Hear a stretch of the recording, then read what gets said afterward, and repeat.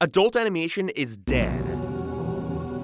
As we knew it. This thought really sparked with the release of Fixed, Sony Animation's newest R-rated comedy by Genndy Tartakovsky, creator of such works as these. You all know this, I don't need to list them all. Now, Fixed has been on my radar for quite some time, mainly because I got invited to a test screening of it like a year ago. We drove like an hour to go see it, only to get to the theater and see no such screening going on, in which Veronica informed me that she didn't even check which cinema it was happening at before we headed out.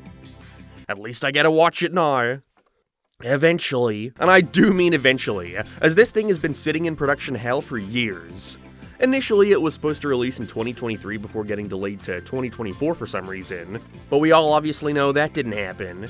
Speaking of didn't happen, it was also meant to release in theaters, which I think we all knew there was no way in hell of that. There was always an air of unconfidence around the film on Sony's part, them doing very little to advertise it, leading many to believe it was quietly cancelled. In the end, though, they did the bare minimum by selling the rights to Netflix, who then dumped it on their streaming service like a week ago. There wasn't even a proper trailer until a few weeks back, and it's safe to say the response to it could have been better. For a solid 2 to 3 days, Fixed was the thing to shit on. This looks awful. How could the guy who made insert childhood show here make this? Why would Netflix put this on the same platform as thing I currently like? There was a small group of people incredibly eager to finally get to watch this, mainly the folks who have been begging for a return to cartoonist-driven features, especially one aimed at adults.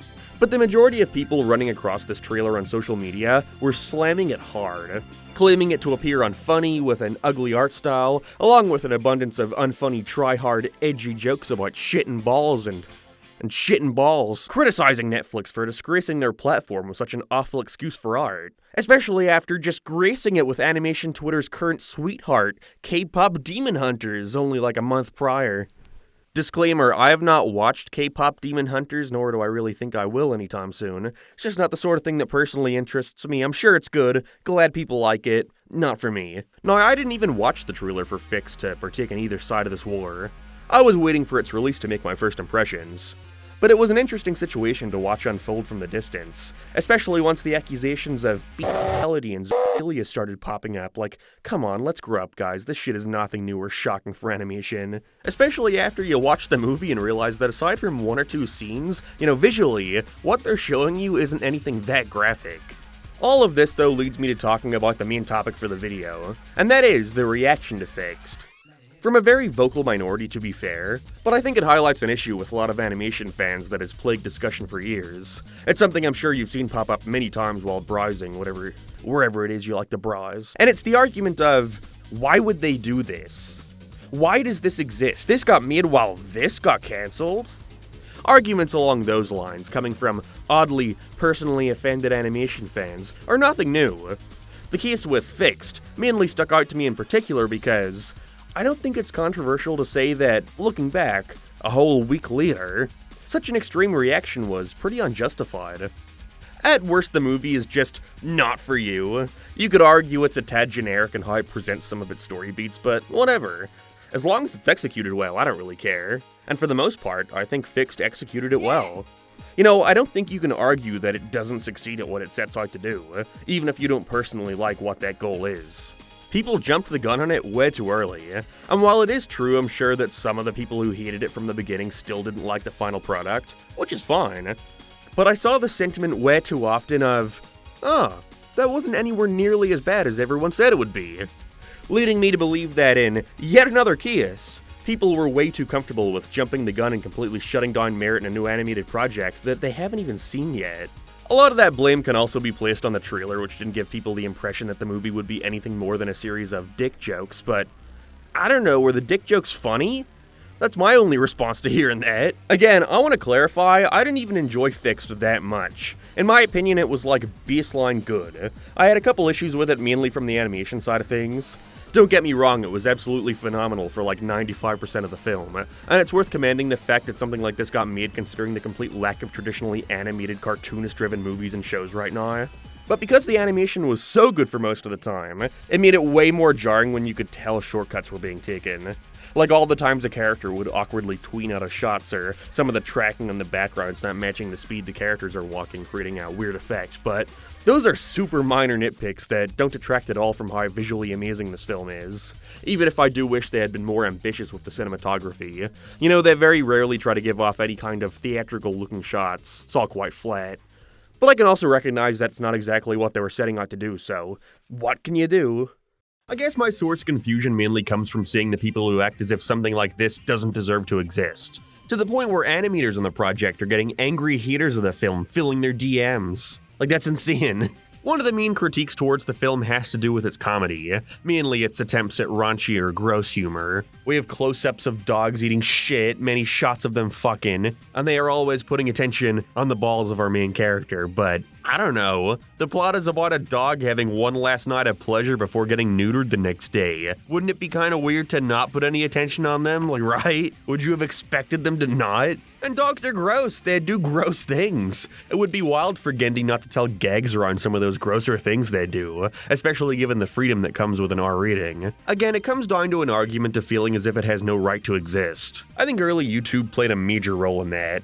Anything gross or disgusting or in any way lowbrow was torn apart for not offering anything more. I used to feel that way too. Why be gross or raunchy just for the sake of being gross or raunchy? But I've come to realize that 9 times out of 10, the answer to that question is funny. But I do think it's time more people were able to move past that belief. Who knows, maybe you'll end up liking something that you didn't think you would. I guess, by that logic, I now have to watch K-pop Demon Hunters. Okay, one sec. 5 minutes later. It was good.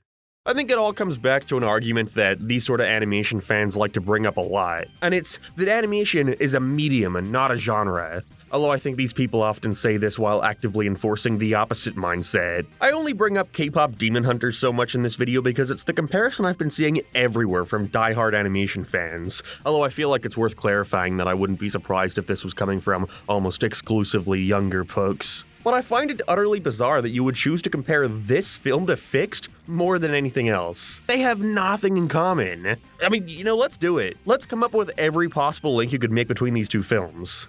They're both by Sony Pictures Animation, they were both distributed on Netflix, and